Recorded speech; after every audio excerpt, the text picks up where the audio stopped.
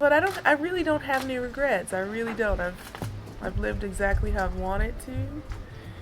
I've tried my hardest every single time. I didn't win the matches that maybe I should have always won, but I really gave it my all. So that for me is enough.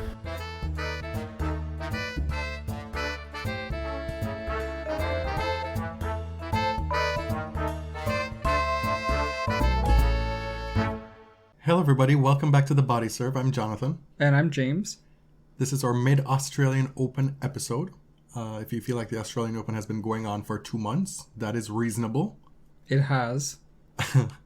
We have so much tennis to get to on this episode, but we will begin by putting a little bit of a bow on the whole Djokovic saga, because the last we spoke to you, a decision was pending, and the decision was deported. We were also waiting to hear if Djokovic was going to do or be granted a one-judge situation, or if it was going to be the three-judge panel. They got the three-judge panel, had a pretty expedited hearing, didn't even last the full day. Judgment came in, and it was a unanimous move to deport him. Yeah, since they moved straight to the three-judge bench, it wasn't able to be appealed, and it was pretty much case closed at that point. I mean, it was a day before the Australian Open was to start, so there wasn't much time to do anything. The draw had long been released at that point, so folks were waiting on the decision, waiting to see the order of play the day before. We were wondering if there was some kind of correlation between the delay in the order of play and the decision. Mm-hmm. Well, the draw was late, first of all, and then the order of play was very, very late by Grand Slam standards. And then people just kind of moved on pretty quickly. Yeah. There wasn't much player outcry. Obviously, the news cycle kept going. Once the tennis started, it was mostly confined to like those bizarre segments of Twitter and the news where, you know, people who had like a very specific axe to grind continued to talk about it. But the tennis kind of took over. The greatest beneficiary of this was really Kecmanovic, who was scheduled to play Djokovic in the first round and made it all the way to the fourth. After this decision was made, one Ms. Alizé Cornet, who is still in the tournament, tweeted, "I know too little to judge the situation. What I know is that Novak is always the first one to stand for the players, but none of us stood for him. Be strong, Joker Nole." This is correct. You did not. Crazy. You did not stand for it. It's such a weird tweet. It's like we should have really stood up for him in the past tense. But yeah, I didn't. But hey, let me try and score some points here. I just don't understand it. Retweeted, of course, by Djokovic lackey Vasek Pospisil, who previously tweeted, "Novak would never have gone to Australia if he had not been given an exemption to enter the country by the government." In parentheses, which he did receive, hence Judge Kelly's initial ruling. Right. Again, not what the original ruling was about. But don't let facts get in the way. That was just a procedural thing, Vasek. He goes on to say he would have skipped the Australian Open and been home with his family, and no one would be talking about this mess. There was a political agenda at play here, with the elections coming up, which couldn't be more obvious. This is not his fault.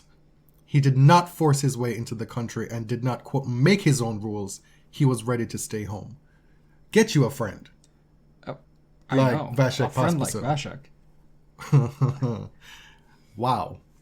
We said on this podcast consistently throughout this whole saga that multiple people are to blame for the situation. So to issue a statement saying that Novak is, quote, not to blame it's wild.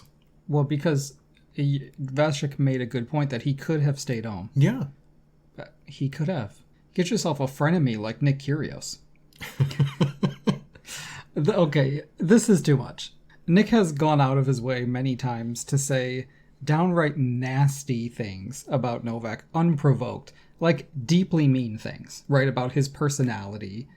Do you remember NCR's greatest hit? Implying that he's a doper, like all sort of rude things that were really uncalled for. But now we have to feel guilty because Nick is on a high horse about Novak's visa. It's just such a bizarre thing.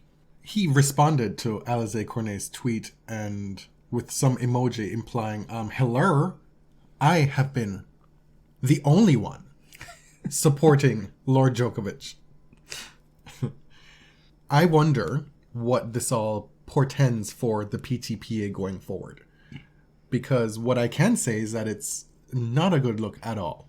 Yeah, it's not. I am struggling to find the interest, to be totally honest, in PTPA. If it's a genuine labor collective of tennis players and it represents tennis players' voices, then maybe it will survive. If it's not, then perhaps the players move on and work on some bottom-up organizing. Are we hypocrites for supporting this decision to deport Djokovic? We're here to tell you yes. Do we also think the immigration system should be reformed? Also yes. Who's a hypocrite? You can speak for yourself. I really do not care what happened. Mm-hmm. You know, it was fun to follow, but I'm not really invested. Okay, fine. I'm a hypocrite. If you want to sit there and be all holier than thou, like you didn't partake in the revelry, that's on you, boo. The thing about this situation is that with so many people to blame, the end result is Djokovic shouldering all the negative attention. Yeah, all the bad press, at least outside of Australia. Mm-hmm. And so there is a hypocritical element of that to be celebrating, in a sense, the decision to remove him because we feel he should never have been there in the first place, right? Mm-hmm. But it's important to also hold the other elements to be blamed to the fire as well. This shouldn't just be like, flog Nole, it's over, done. Craig Tiley is still out here up until a couple days ago hiding from the public. The refugee detention center situation has not changed. The government has moved on from this issue. And so what will we remember from this moving forward? What we'll remember is this stupid culture war, right? Like, it's not a conversation about public health or draconian immigration policies. It really is just like a silly, cynical discussion about I don't want to wear a mask. Vaccine mandates are stupid. You know, this just the basest of public discourse that we're currently experiencing. The week leading into the Australian Open, we also saw 4 titleists. Thanasi Kokkinakis won his first career title at the Adelaide 2 tournament. Madison Keys played phenomenal tennis to win in Adelaide as well. Something that she's been able to parlay into week 1 and week 2 of the Australian Open. Aslan Karatsev won in Sydney and Paula Badosa won in Sydney. Yeah, and so far the WTA champs of that week have fared a bit better at the Australian Open. Badosa reaches the 4th round, gets taken out by Madison Keys, who was just playing stunning power tennis, really learning to harness those gifts that she has. And, you know, on the men's side, unfortunately, Thanasi lost in the first round. Aslan had a boatload of points to defend. Semis from last year lost in the 3rd round to Manarino at like 2 a.m. Played a 5-hour 4-set match. Yeah. You touched on Karatsev there. Let's get into some of the upsets from the first week. On the women's side, there were some losses that by seed, I guess, were upsets, but as is the case on the WTA these days, anything can really happen. Yeah, I'd say this was a pretty standard first week on the women's side, maybe even more to form than normal, even though there were a few key upsets. You're going to have people lose in the first week. Right. That's just the way it is. Leylah Fernandez in the first round, she goes out to Madison Inglis, winning her first Grand Slam main draw match. Home favorite in that match, Madison Inglis. Coco Gauff lost to Chang Wong in round 1, and she and her partner McNally also lost in round 1 of doubles to Yastremska and Kostyuk. Yastremska miraculously recovering from that injury that forced her to bow out of her singles match at the 11th hour. A little bit surprising, but again not. Chung is somebody who's beaten Serena Williams at a Grand Slam, somebody who has shown the pedigree in the past. Mm-hmm. And perhaps we were blinded by thinking that maybe as Coco enters age 18, that she was ready to take the next step at the slam. She's been doing very well at slams to this point. But to lose in the first round here felt like a little bit of an upset. Mm-hmm. Petra Kvitova was out in round 1 to Kirstea, who's now in the 4th round. Muguruza and Kontaveit both lost within like a half hour of each other. These were the 2 finalists at the WTA finals in Guadalajara. These were surprising results. But again, it wasn't something that upends the entire tournament. It was surely disappointing to see Muguruza go out to Cornet, Kontaveit. Clara Tauson is just leveling up. The power is increasing. I have been telling y'all to look out for Clara Tauson for a while now, so I can't look at that result and say it's surprising. Mm-hmm. But for the 2 of them to go out in such quick succession felt like the only time that the draw actually shook at this tournament. Right. And Belinda Bancic, as the Australians say. Still. Yeah, why is that an Australian thing? Anyway, Belinda lost to Anisimova. And again, this was an upset by seed, of course.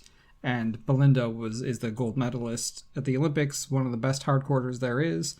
But Amanda is on a hot streak. She comes in here working with Darren Cahill. The game is where many of us had hoped it would be, over the past 2-3 years. Mm-hmm. And Bencic, again, remains out of the conversation. Mm-hmm. On the men's side, it's gone a little bit more to form, I think. Lloyd Harris down here, who is a seed in the 20s, losing to Vukic, Diego Schwartzman. Orkac lost to Manarino, but Manarino then went on to beat Karatsev and play Rafa Nadal in the round of 16. And that first set was a little iffy. Karatsev really had a rough go of it in that he had come off playing the week before, gets to the Australian Open, plays a long first-round match against Jaume Munar, follows that with another long match against Mackie McDonald, and then the longest of them all, I believe, against Manarino in the 3rd round. So there was nothing left to give for him at that point. Right.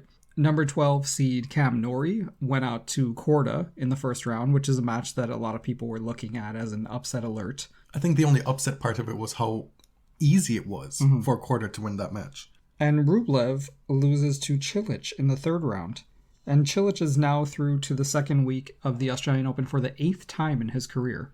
How the rest of this episode is going to go, because there have been so many stories that have happened in the first week, so many good matches that have happened. We're going to deal with those first, then get into where we are in terms of the draw, and then we're going to end with a few week 1 et-ceteras. Mm-hmm. Notable matches from week 1. Well, Sloane Stephens comes down here after getting married, says she wasn't actually sure if she was going to play, draws Emma Raducanu in the first round, and puts up a good fight, but loses in 3 sets to Raducanu. Raducanu then goes down to Kovanic in the next round. Sloane said in press that she didn't intend to play Australia. We were all kind of caught off guard when she announced a few days after her wedding that, hey, I'm coming, because we just assumed that maybe she took the year off to get married and enjoy that. Mm-hmm. It was kind of at the last minute for her to show up, and then with no match preparation, it was a bit of a big ask for her to make a deep run at this tournament. Right. Diana Yastremska, as you mentioned, pulled one of her patented retirements very near the end of a match. She was down love 5 against Madison Brengel, and it was a bit too much. It was just too much. She could no longer go on. Yastremska had 31 winners to 60 unforced errors, and Madison Brengel had 1 winner in that match. Over 3 sets. A match in which she got bageled. Mm-hmm. Over 2.95 sets. Yeah, and I will say, if you retire at love 5, you got bageled, girl. Even though you quit, it still counts. Victoria Azarenka steamrolled Elina Svitolina. Oh my lord. 6 love, 6-2. For a little while, it wasn't clear if Elina was going to win a single game. Vika's return game was on point. she just looked in such incredible form this week until she didn't. You know, she didn't drop serve once through the first 3 rounds. Andy Murray played Basilashvili again for the 3rd time, and he's now 3-0, followed by a straight set loss to Tara Daniel in the 2nd round. Yeah. So Murray is now 3-0 against Basilashvili, and all of their matches have been over the past year. But at what cost? He played him in the 1st round of Wimbledon, I believe. And then we got that, they played again the week before the Australian Open. We got a taste of the Nick Kyrgios circus again at this tournament. Yeah, you know, with diminishing returns each time. He plays Medvedev in the 2nd round, manages to take a set. We'll give him that. I don't know how many people will be able to do that this tournament. But it's again the sideshow circus business. I don't really know what more there is to say about Nick. What more we have to say about Nick. He, you know, we've heard for many years at this point that he's good for the game. I mean, we've heard both sides, right? That he's awful or that he's good for the game. And I don't really know if either of those sides is 100% true. He generates so much fan interest on site, no doubt about that.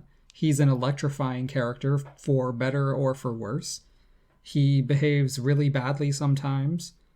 He can be extremely disrespectful to his opponent and the people who work on court, that's for sure. Like, yeah, people like watching him. There's no doubt about that.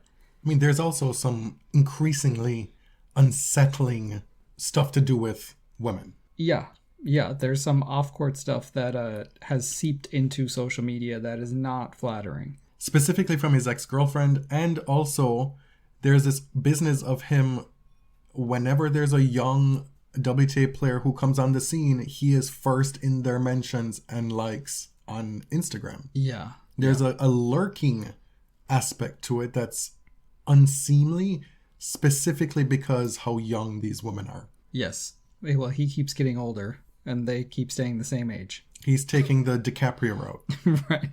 So this match against Medvedev, Daniel was obviously pissed off at the end of the match, and he is someone who thrives under, I think, that negative atmosphere sometimes. We saw it at the US Open, of course, in 2019, and he has a way of winning over crowds, normally. It may take a few matches, but he was not pleased by the way the Australian crowd behaved in his match, and I don't blame him. They were not great, and they were egged on by his opponent. And so during the on-court interview with Jim Courier, it's so loud, and Daniel says, "Show some respect to Jim Courier. He's won here." You have here noted that it was very much like the elementary school principal saying, "I'll wait." You know, like when you're at an assembly and the principal's up in front of the whole school and nobody's shutting up and they're just standing there expectantly. "I'll wait. Children, I'll wait until you're quiet." But Daniel said, you know, "I know you don't respect me, but at least show some respect for Jim Courier." So he was trying the shaming route this time. He also gave us one of the great lines of the week Medvedev did with respect to the crowd and this Siuuu thing that they've been doing.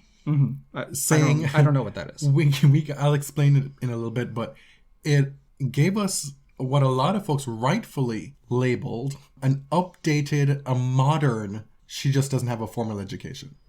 It was a pale echo, in my opinion. He said he didn't understand why people would do that. I guess it's, you know, those people just they have a low IQ. It was like the eugenicist version of the formal education shade. If I can be frank, it wasn't so much shade because it's not subtle. It's just like these people are like congenitally stupid, and he's used this before. I don't get what his thing with IQ is. So maybe this is unpopular, but I actually didn't find that cute at all. Normally, I would find him sort of making fun of the crowd amusing. No, see, I found it exactly spot on because it is exactly what it is. The Siuuu thing. I'll tell you what it is. IQ? I'll tell you. The Siuuu thing, what it is, it's what Cristiano Ronaldo screams after he scores a goal. And it's SIU, and it's translated from Portuguese, it means yes. So they're essentially screaming, yes! But to be doing that just for any old reason on a tennis court when I would say it's about 99.2% of them men bringing this football, soccer, hooligan culture to the tennis. It is brain dead behavior. Who shows up to a tennis match and just decides, I'm just going to do that. I'm just going to go, Siuuu, like and a million times it a rhymes match. with boo. So people think they're getting booed. Yeah. And they think it's hilarious. No, it is precisely a marker of low intelligence. Actual or emotional, one or the other. Oh, okay. Or maybe both. Oh, you saved it there at the end. So Kyrgios, for his part, he and his friend Thanasi Kokkinakis are in the doubles draw. They've won 3 matches. They beat the number 1 seeds, Pavic and Mektic, in round 2. And Nick tweeted after the match that apparently their coach and physio, this is the Croatian team's coach and physio, threatened to fight Nick and Thanasi in the locker room. You can choose whether or not you believe the story.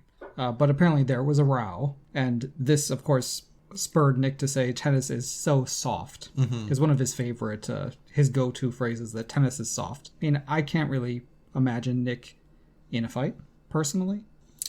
You know, he sets himself up so much for someone to say, well, for someone with a doughy physique who refuses to put the work in to be a top flight tennis player, that you then could be deemed soft of will, of body, of mind, of effort. Yeah. Right. So to fall back on this tired trope of toxic hypermasculinity to big yourself up, it's beyond the pale. It's tired. And like everybody's soft. You know, the whole sport is soft. Yeah. Anybody who's not as tough and rough and macho as Nick is soft. Fine, I will happily be that. Djokovic was probably soft until he decided that he needed to be cloaked in the support of Nick Kyrgios because nobody else was helping him. So did you get that attention you ordered? Well, we got grumbles this week that perhaps this is his last year on tour. I mean, does he do years on tour?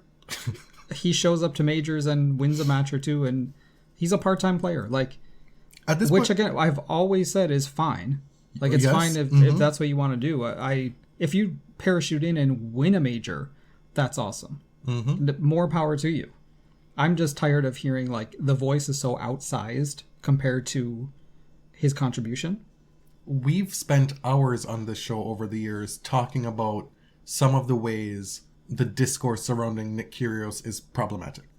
I'm glad we spent that time doing that, because now we have been released from having to do so going You feel forward. we can be critical because we've tried really hard to like give him a fair hearing and contextualize the whole situation. So if you want to hear that, go back to the archives, listen to it. But I'm done. At this point, I am done. But shout out to Thanasi, who wore his rainbow wristbands in honor of Pride Day at the Australian Open. Shout out to Liam Brody, who wore rainbow laces and gave an expansive answer as to why he did so. We'll get to that later on. Another notable match from week one, Carlos Alcaraz against Matteo Berrettini. Looked to be fairly straightforward for Matteo, winning the first two sets. And then all hell broke loose for him because Carlos just settled himself and got into that match, pushing it to a fifth set super tiebreak. Yeah, and it seemed like all week people were remarking on Carlos's body, right? Because he's wearing this new sleeveless kit. He looks a bit more grown up even from a few months ago at the US Open. And I mean, the people in the know, like people who know more about tennis than we do, have been talking about Carlos's skill and talent for years, right? And every time you see him, it's like, this dude is the real deal, which I believe. But throughout the beginning of that match, like, he lost the first two sets and like, okay, everybody's still raving about his play, but it's not really happening today. Right, but there's a big difference between having talent, being able to deploy that talent, and then also be able to beat a top 10 player at a Grand Slam. We know it's difficult. Not many people have that. Ask Alexander Zverev. Still waiting. Indeed. But what was clear from watching that match, he has a lot of raw talent at the moment. He's still honing it. There were times when he looked a little bit raggedy, which is to be expected for an 18-year-old, right? Like not as polished, rushed at times, not necessarily making the best decisions. But when you saw him settle into his game and a rhythm, you were like, well, I can see how this plays out. Right. Matteo has been through it this week. He thanked Imodium after his first round. So you can only imagine what was going on in Matteo's world. Or going through him. Oh, indeed. He gets through that match, goes on to beat Pablo Carreño Busta in straight sets. So that at least will give him a bit of respite going forward. Babs, Krejcikova, the career renaissance, birth, whatever you want to call it. She is so real and so talented. This is just not, the past 8 months are not what I saw coming after that French Open win. She has proven that she is a consistent top player. And I was watching her the other day and I'm like, why? And then I was like, oh, that's why. And that's why. Oh, right. She has, 12 different options on the backhand when she's standing at the baseline. And she's just, the hands are unbelievable. She can redirect with pace like basically nobody on tour right now. She makes it look so easy. The power is effortless. The touch, say nothing of her net game. It has clicked for her, and do not expect it to unclick anytime soon because... Yes, because she also seems impervious to criticism. The game face is real, right? In her match, I think it was against Ostapenko, this was the site of another legendary bathroom break. The Australian Open officials and the umpires have been very clear about spelling out the rules at the beginning of each match. And Francis even made a joke to the umpire and said, I wonder why. Like, a couple players did that. Oh, dear. But Babs went to the facilities and it took about 8 minutes, whatever.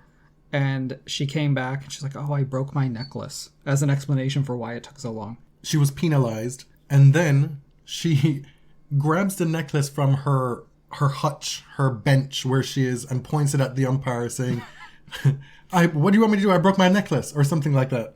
Like, ma'am, pick up the necklace and move on. Was she going to like a jewelry repair shop while she was back there? Were they pearls? Did this? They exploded everywhere. And she had to pick them up one by one. You just close your fist. Like, we'll deal with it later. I don't know. Madness. Maybe it was a very special necklace, and she needs to. You know how athletes are superstitious. Yeah. Maybe she needs to have it on, like while she plays. That was not a good excuse, is what I'm saying. It was not Tortellini. It was not Pamela. It was not, Well, it was inventive. Right, but not plausible. Most of the time, Barbara doesn't need an excuse. Like, she does whatever she wants, and she doesn't really come up with, I was doing this. It's like, no, I went to the bathroom, and I'm going to take 3 hours to walk to my towel now. So, Amanda-Anisimova versus Naomi Osaka, the match that denied me my coveted Osaka-Barty moment. Mm-hmm. And, I'm not even mad about it because of the quality that we got. Barty had already set up her half of that would-be fourth-round match. Beating Camila Giorgi in straight sets. Because the scheduling wizards at the Australian Open put it on at the same time. Yeah. And Barty blazed through her match, leaving Naomi and Amanda to battle it out for that other fourth-round spot. And that match delivered. It did. It was just such a beautiful example of big babe tennis on the women's game. Like, it was really like the battle of the backhands, right? Amanda's down the line backhand is incredible. And it's the type of tennis I like to watch. Mm-hmm. We know. Mm-hmm.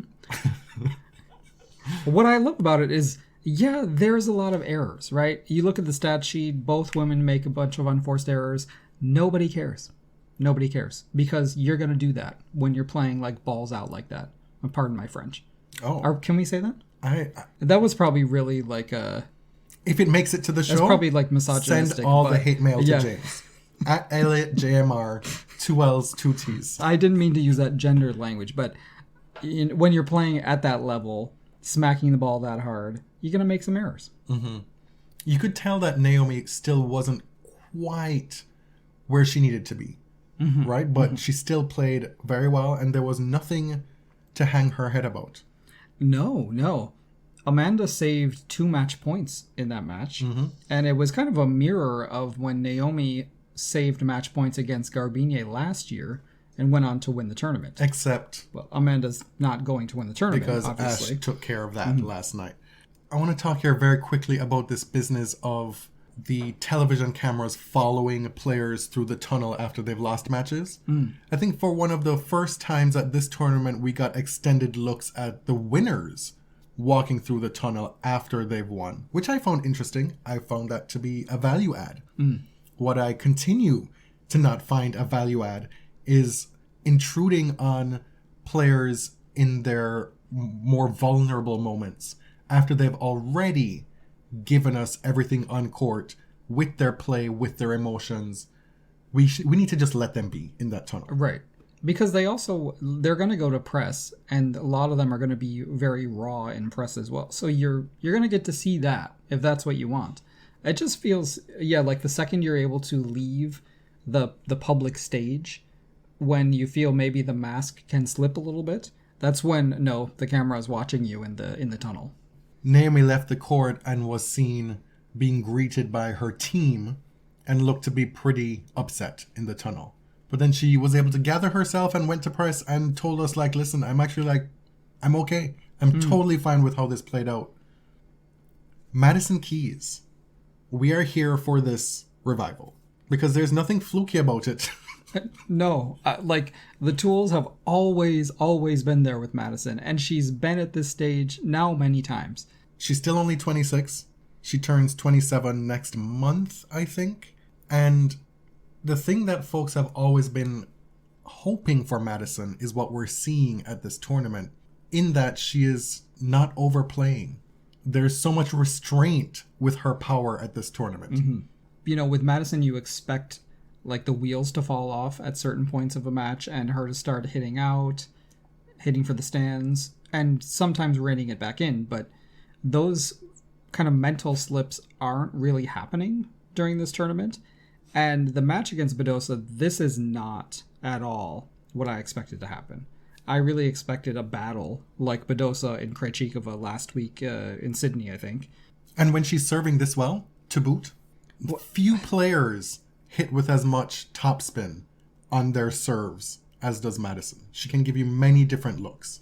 Yeah, there were some points of that Badosa match where it was if I were Badosa, I might actually prefer a first serve coming at me. That some of those second serves kicked so high. Felix Auger-Aliassime is into the second week of a Grand Slam for the third consecutive tournament. Yes, Felix, he has really figured out how to do this at the slam level. The way that he approached the match against Evans was extremely impressive, because Evans is somebody who, if you really get into the match with him, he can totally pick you apart. It can get extremely complicated. And Felix never allowed that to happen. No, I was kind of shook by how easy that was. Yeah. We talked a lot on the preview episode, or maybe we didn't. I don't know. Well, I thought maybe about you it. thought about it. I thought about it a lot, about how difficult Nadal's draw was.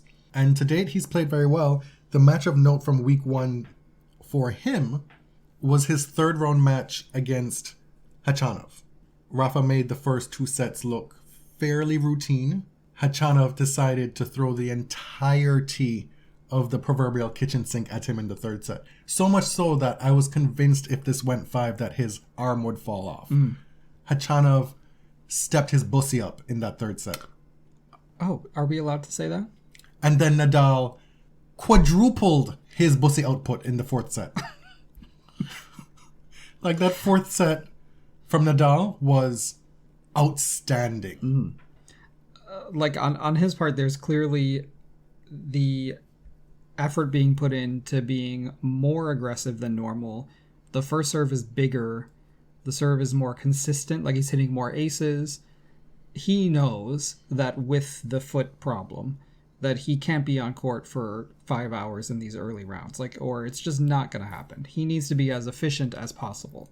And there's still more room for aggression for him because he's still not hitting out as much as he could in these matches. Yeah, and watching his matches, it's stretches of brilliance, of vintage Rafa, and then there are some stretches of kind of puzzling decisions or, balls that are just not getting over the net. So it's streaky, which a 35-year-old player is streaky. More than that, I think there's a lack of preparation due to months off of injury, due to COVID. When you see Rafa hitting short balls like that and taking a longer time to get his rhythm together, that's what that is. We know he's a player that takes a lot of matches to get into real peak Rafa feelings on court. Right. And so what you're seeing is stretches where it looks amazing and stretches where it's a little bit ragged.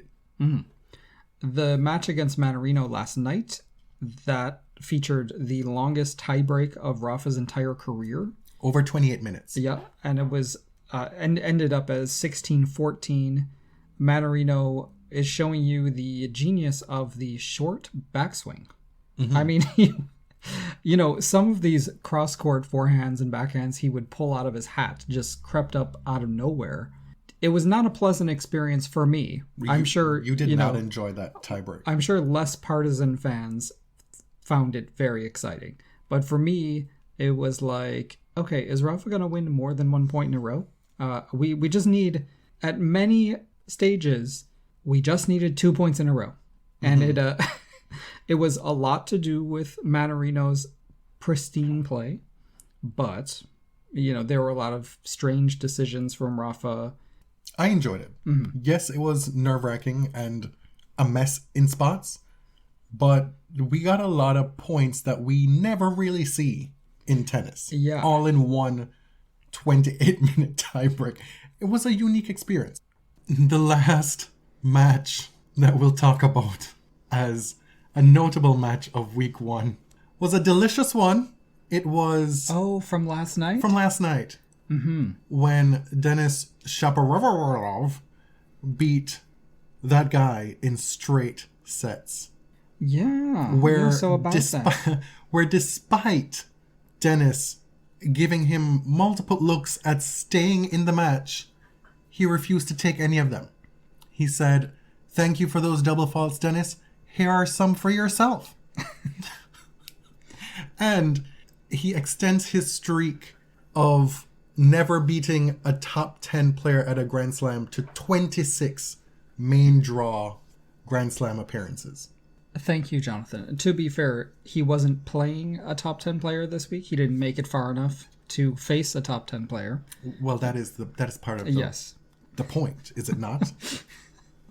And so someone who positioned himself explicitly as part of this would-be new big three, whereby the top 3 players in the world are Daniil Medvedev, himself, and Novak Djokovic. This guy bowed out in spectacular fashion. Yeah, it was enjoyable. I personally was a little bit worried because I did not want his first top 10 win to be Nadal in the quarterfinals. Even though I said on the last episode that after Rafa practiced with him before the tournament that it would have been something he deserved, I didn't want to have to make my way across that bridge. Yeah. So thank you, Denis, for allowing me to not have to deal with that. Where are we now in the draws? All right. So on both draws, at the time of recording, we have the top halves already into their quarterfinals, and the bottom halves are playing their rounds of 16 today and tonight in the Eastern Standard Time. It's now 6:06 p.m. Eastern Standard Time, so tennis is about to kick off in another hour or so. But for now, on the women's top half, the quarterfinal matchups are Ash Barty against Jessica Pegula and Barbora Krejcikova against Madison Keys. Then at the bottom half, tonight we have Danielle Collins playing Elisa Mertens. Let's talk about what Danielle Collins did against Clara Tauson. I was waiting for the come-ons for a while. Yeah. Right? Danielle lost the first set, right, to Tauson? And I was waiting for, the electricity. And it came. This was a match that we should have talked about in the previous segment. There were so many. Clara, she showed us that she is absolutely one that is coming. Elisa Mertens, Danielle's opponent in the round of 16, Can we also talk about the fact that this is her 16th consecutive third round at a Grand Slam? I know that a lot of folks like to mock Mertens because she's unable to win the really big titles, right? And call her a vulture, that she just shows up to these smaller tournaments and makes these deep runs and only wins smaller tournaments, but when it comes to the big stages, she can't put it together. But listen, her bank account thanks her. Right. For one. Like, for a streak like this. Would she like to be reaching slam finals consistently? I'm sure. But 16 straight rounds of 32? Nobody is doing this. Nobody. Literally. And nobody on the women's side is even coming close. No. And what if she goes on to make the semis or the final or win this tournament? Then folks are going to be like, wow, WTA is trash. How could they let that happen? Like, she's literally in a no-win situation here. She's just here showing up, minding her own business, doing what needs to be done up to a certain point. And that's fine. Not everybody can be a world beater week in, week out. In fact, nobody is a world beater week in, week out. She is a former semifinalist here, by the way. So this wouldn't be a first-time kind of thing. Simona Halep quietly going through the draw. She's in the round of 16 against Alizé Cornet, who has said that this might be her last year on tour. Iga Swiatek has looked good. She plays Sorana Cirstea. And Aryna Sabalenka plays Kaia Kanepi in the fourth round. Kaia Kanepi, here again. Giant slayer. Where does she go in between the slams? She gets injured. Does she hibernate? There's a lot of injuries that happen with Kaia Kanepi. She is, I believe, 35 or 36 years old now. This is her brand, right? She beat Angelique Kerber in the first round. Give her a seed and she will beat them. Sabalenka has taken up a lot of the discourse in week one based on her serving yips. The double faults are aplenty. She's been losing first sets all over the place, looking lost at sea, only to then be able to right the ship. I see the nautical metaphor there that I used. Oh, I see. Out at sea, righting the ship. And figuring it out. This is not an easy thing that she's doing. It speaks to two things. Her determination and also her talent, frankly, to be able to spot players all these points and still get through it. Right. On the men's side, we have Monfils versus Berrettini in the quarters. Shapovalov versus Nadal. Gael Monfils has won all 4 of his matches in straight sets. This is not something that happens in Gael Monfils' career.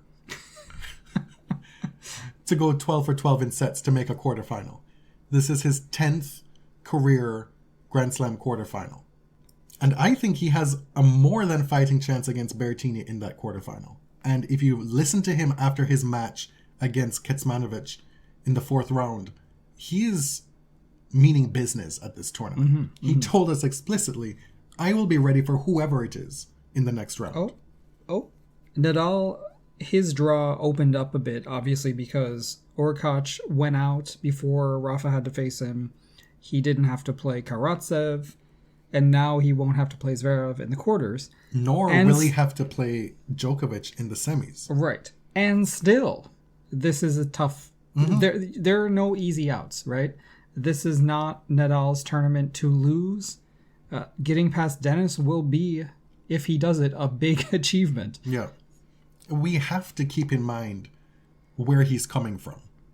It's tempting to watch Nadal play tennis at this tournament and expect it to be business as usual. This is all kind of bonus for Rafa at this point. You know, when sports networks who aren't really deeply involved in tennis see Djokovic is out, oh, well, wow, Rafa could win his second Australian Open. There are a lot of players who stand in the way, you know, including the second best hardcourt player at the moment, Daniil Medvedev, if Rafa gets that far. Yeah, for me, Medvedev is still the big favorite to win this tournament. Yeah. But is it more possible now than it was at the start of the tournament? Absolutely. These draws are made to be broken. On the bottom half of the men's draw, Diminar plays Yannick Sinner. Sinner being somebody going stealthily under the radar. I haven't heard a peep about him. Taylor Fritz plays Stefanos Tsitsipas. Yeah, this is Taylor Fritz's second week at a slam. He beat his friend Francis Tiafoe. Was a tough watch for us, but, a great week for Taylor. Felix Auger-Aliassime, we mentioned earlier, he plays Marin Cilic. And Daniil Medvedev plays, I almost said Carson Kressley, Maxime Cressy. Wow. Totally different looks. Cressy is really on the come up here. Yeah, he is a giant killer. Literally and figuratively. So now, we move on to week 1 et ceteras. We talked about the Siuuu thing that was supposed to kick off this segment, but we got to it already.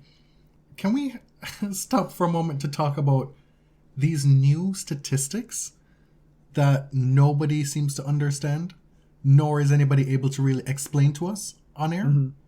The presenters themselves don't even know what they are. Kilojoules? Pressure points? Loads? No, that's the thing, is that they put Infosys, they put these stats on the screen all the time, and sometimes superimposed onto the court itself, or above the court, and the commentators aren't really helping us understand what these things mean. They're just kind of there, and it's like, bam, science. And you don't even know whether a higher number is better than a lower number. Do we want lower kilojoules or higher kilojoules? I have no idea. And pressure point, like, how do they define pressure points? Because you'll often see someone who's winning the match be winning fewer supposed pressure points. I don't know what that means. And who decides what is a pressure point? It might not be a pressure point to the player. It's info, sis. That's who decides. Victoria Azarenka showed up in press after her third round match with son Leo. She showed up with a whole child in tow. Do you remember a couple of years ago when Barty showed up after her loss with her nephew or niece or something like that? That's with the baby. And folks were like, oh my stars, this is inappropriate. Mental fragility. That she needs a baby as a human shield. Inappropriate. This is a workplace. To be fair. Well, I don't know why I want to be fair. Yeah, I don't even know if we need to make that caveat. Right. I think I know what we're going to do. Lost, and Vika brought Leo after a win. Okay. Still don't care. No. It's not. It's kind of a distinction without a difference. A reporter asked Leo specifically, how do you think mommy played today? And without skipping a beat, he said, awesome. And Vika thanked him and thanked the reporter for addressing Sir Leo directly. What an adorable child. And the press conference was going on maybe a little too long for him, and he started like blowing into the mic. That took me out. Craig Tiley re-emerged, I think for the first time, at the end of Sam Stosur's final Grand Slam singles match. So first we'll say congrats to Bam Bam Sam, to Sam Stosur on an excellent career. One that started more as a doubles specialist before she transitioned into being a top flight singles player. Not unlike what Barbora Krejcikova is doing now. And she will continue to play doubles through the rest of the year. She is your reigning U.S. Open women's doubles champion. Her and her partner bowed out in women's doubles already, but she's still around in mixed doubles. So we've been big fans of Sam for a long time. I actually got her autograph years ago before we did this podcast, and we weren't really allowed to get autographs anymore because we were trying to be legitimate. So back when we were still allowed to be like fanboys. At least legitimate adjacent. Right. One of the best practice sessions I ever watched was hers at the Rogers Cup one year. I just stood there for about half an hour just watching her go through the paces. And it wasn't even the most revolutionary thing that I'd seen. It was just such a genteel, professional, respectful environment to be a part of. Yeah, that's what you get with Sam. Yeah. So she plays her final match, and they have some on-court celebrations. There's a little video that's played for her, and you can just see that Sam is not really enjoying the spotlight, right? She's like, get me out of here. And then out comes Craig Tiley. Here he comes. Yeah, there was a pretty big elephant in the room, eh? But he gave his little speech for Sam and everything. But he has been notably absent, at least from what we've seen. You know, maybe if you're on site, he's around a little bit more. But well, there's been several softball interviews. And when he's faced with a question about certain specific things about the Djokovic saga, it's always, well, we've already addressed this thoroughly. Mm-hmm. It's like, dude, that is a lie. No, you have not. No. But this is, I guess this is like classic PR deflection, right? Clearly, it was decided that they were going to roll him out this day, right? Mm-hmm. Showed up to the Sam Fete. Then there's a softball interview where he dodges questions left, right, and center about Djokovic. And then there is a release, a statement on behalf of the board of directors for Tennis Australia, essentially saying, A, not much, B, everything's fine, and C, even if we were to make any changes, we only do that at the end of the tournament every year. So y'all need to just let this be. Well, I mean, clearly they're not going to fire the guy in the middle of the tournament. You know, that's not going to happen. At this point, I would be very, very surprised if Craig did not keep his job. Oh, yeah. You know, like, I fully expect to see him for many years to come. But this has truly been a disaster on the PR level. There's been various tabloid reports about Djokovic supposedly getting ready to sue the country of Australia. Okay, this is from The Sun in the UK. There's been rumors that Tennis Australia is paying his legal fees. And then Craig Tiley did address some of these and said that, you know, that's not true, but Novak will be back next year. Mm-hmm. He was asked point blank. How do you know? He was asked point blank, will you be resigning? And with no hesitation, no. Right? It's like, well, if you want me gone, you're going to have to force me out. Another debacle for Tennis Australia. The hits keep coming. Well, there's two more. The first is the testing, which is a mess. That's what it sounds like. I mean, that's what players are saying. We've had a few positive tests. I guess if you're not testing, you know, if you're not testing that often, you're not going to get many positive tests. Mm-hmm. Remember, we talked about how Bernard Tomic hinted about how messed up the situation was while he was playing qualifying. Mm-hmm. And he said, I took a rapid test. I was negative, but I guarantee you that I'm positive in 3 days. If I don't test positive, I'll buy you dinner. And within 3 days, he tested positive. Whether or not the umpire accepted that bet, we are not sure. Mm-hmm. Humbert lost in the first round to Richard Gasquet, and then on his last test before he was going to be leaving, tested positive. So he was stuck in Australia for another week or so. Mm. And the same has happened to Alison van Oudvank. Our reading of the situation is that the testing that's in place and the protocols are designed to yield the least number of positive tests as possible. Because the players aren't being given mandatory PCR tests. They have tests available to them should they want them. Like, come on.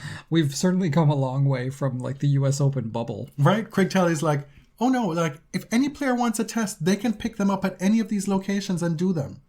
We're told that Garbiñe Muguruza was one of those who was very on top of that. She's like, I'm testing every day. I don't care. But the thing with so much mess going around this tournament in the lead up and still, along with this overall desire for all of us to just be able to take in the tennis and enjoy it, a lot of stories have just kind of fallen through the cracks, right? Mm-hmm. I get the impression that folks don't really have the appetite or the bandwidth for this testing thing right now. No, especially at this stage of the pandemic where we're seeing these same fights happen in a lot of different sports, in a lot of arenas, where people are just exhausted about arguing about testing, masks, and vaccines. And the folks who are going to continue to be cautious will, and those who won't.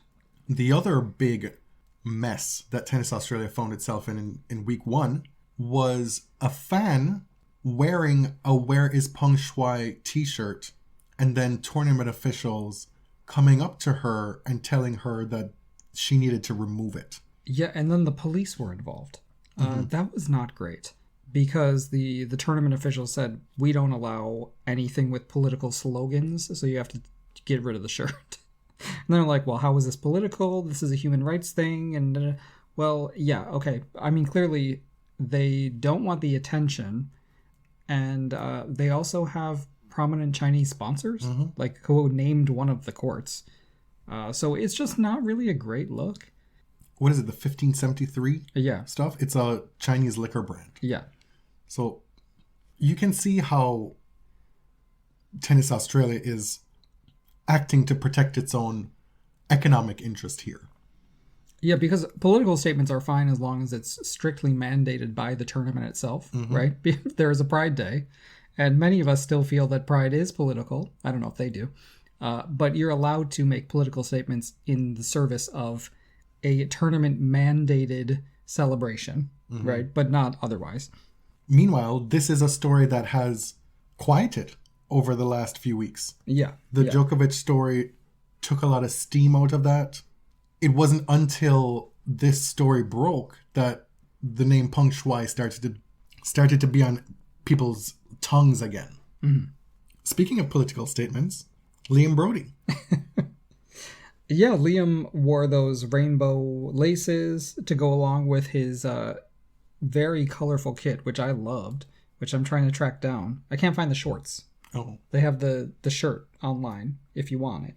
He was asked about Tim Press, and he said, and I think it's one of the first players to acknowledge this, that, yeah, a lot of my specific personal fans are a part of this community, so it's the least I could do. I think he said those guys have been supporting me for a long time, and he felt like he wanted to give something back. Yeah, and this was long before Pride Day, which is supposed to be happening today, I think, in Melbourne Park. I appreciated it. Good on him. Ash Barty, she's still in the tournament, for one.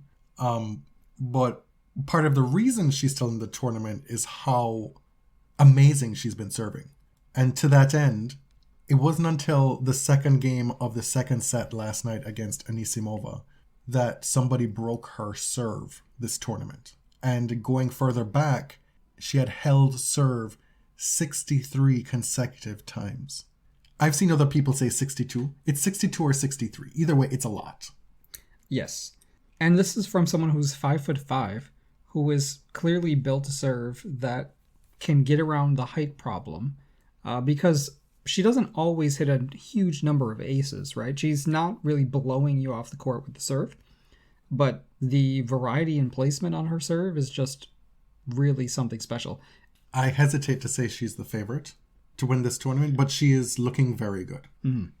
Hopefully it's not a case where she gets to the semifinals like she did a couple years ago and then has her worst match of the tournament. Right. We mentioned earlier on the episode that Naomi took that loss in stride. She told us at this tournament that she'd been working on a few things, that she's completely changed her mindset and what she wants from tennis this year. She was doing this Q&A thing on her Instagram, and somebody said to her that she should enter every match in this tournament like you have something to prove. And Naomi responded by saying, "Respectfully, I don't have anything to prove. Before my first slam, I was told I had potential, but probably not going to capitalize on it. After my first slam, I was told I got lucky and I was a one-hit wonder. After my second slam, I was told that I could be great, but unsure. After my third and fourth slams, I was told I will only be good on hard courts. Moral of the story, people are always going to have something to say, and I don't give a fuck anymore." Smiley face. Well, all right. You know, it was clear that she came into this Australian swing in a different mindset. She seemed happy to be back on court. She wasn't suffering this loss like it was devastating. And she didn't really seem apprehensive to go back into press, right? No, but she's right. It's like what we talked about with Elisa Mertens, right? On a much smaller scale, no matter what she does, somebody's going to have something negative to say. That's not about celebrating the achievement. Because on the face of it, how is being a 4-time slam champion at 23, 24 years old a bad thing? People will find the reasons for it to be a bad thing. You should have won this match and this match, and but you're not like that person. Well, you're not Serena. You're not the next Serena. And you'll never be Serena. Right. And these are the reasons why you'll never be Serena. So don't you get too high on your horse. Don't feel too good about yourself. Collect those coins And then there are other people be like, well, why is she making so much money? Serena didn't make so much money.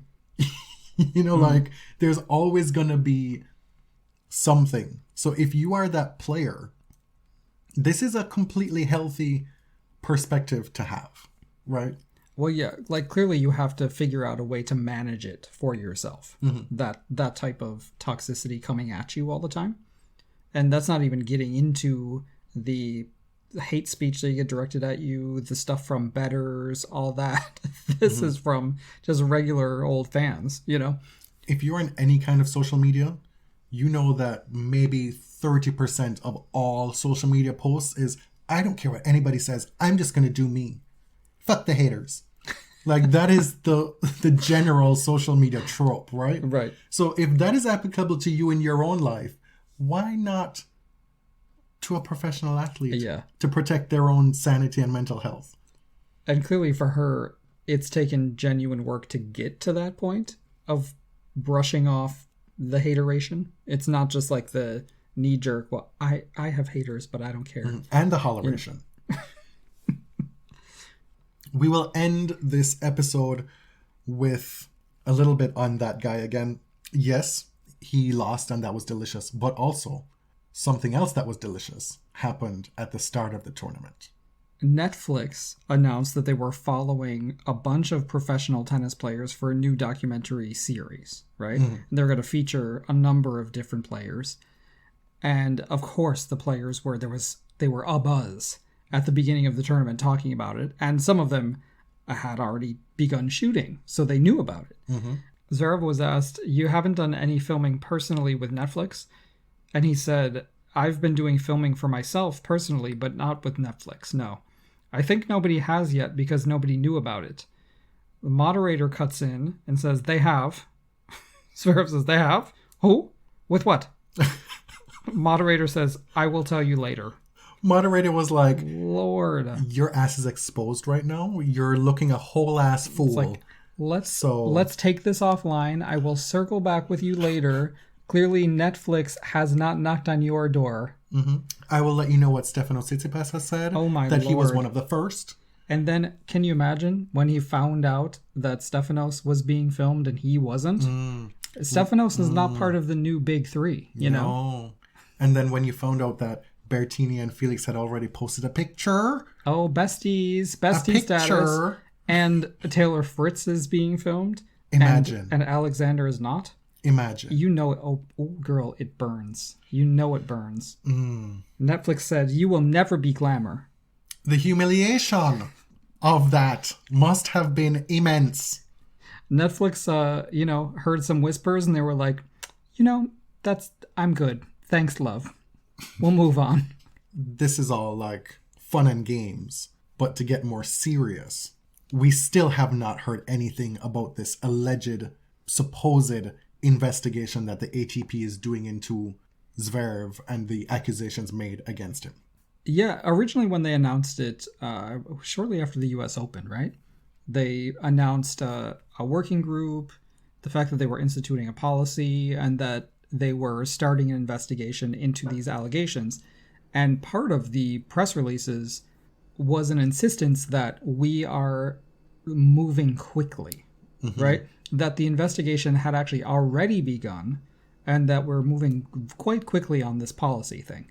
The investigation, I don't know if anybody knows what's going on with it, but we haven't heard anything. I think it was sometime around the end of the year, Ben Rothenberg told everyone that he had been in contact with Olya Sharapova, and she said she had still not been contacted by the ATP as part of this investigation. So I don't know if that's happened since, if that moved the needle for them in that regard at all, but it's been radio silence.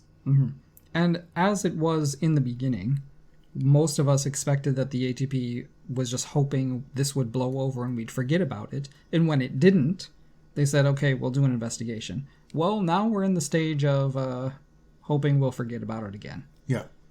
We still don't know who's doing the investigation. We know nothing about it. But we know that Zverev has benefited from all these other stories that have blown up in tennis to have him just kind of go under the radar for possibly the ATP to think that, oh, well, there's a Peng Shuai thing, there's a Djokovic thing. Whew. You know, like we can just hopefully, especially now that he won't be winning this tournament, maybe by the spring, everybody will have forgotten about it. That brings us to the end of this episode.